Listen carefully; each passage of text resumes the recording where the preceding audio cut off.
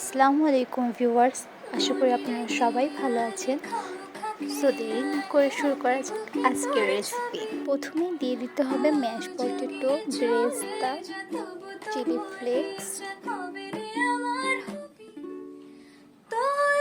এরপরে দিতে হবে পুদিনা, গোলমরিচের গুঁড়ো। এরপর দিয়ে দিতে হবে ধনিয়ার গুঁড়ো, জিরার গুঁড়ো, টমেটোর সস আর লবণ, চিকেন, আদা রসুন। এরপর দিতে হবে সয়া সস, ভিনেগার। এরপর সকল উপকরণ একসাথে মিশিয়ে নির্দিষ্ট শেপ দিতে হবে। নির্দিষ্ট শেপ দেওয়া হয়ে গেলে কর্নফ্লাওয়ার আর ময়দা দিয়ে ভালো করে কোট করে নিতে হবে ফ্যাটানো ডিমে চুবিয়ে। এরপর ব্রেড ক্রাম্ব দিয়ে আবার কোট করে নিতে হবে। এখন একে একে করে আমরা সবগুলোই এইভাবে কোট করে নেব। দেখতে দেখতে আমার সকলগুলো কোট করা হয়ে গেছে। এবার ভেজে নেওয়ার পালা।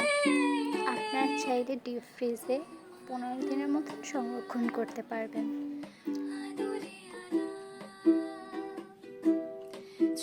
এখন সবগুলো ব্রাউন কালার হয়ে গেলে উঠিয়ে নেব।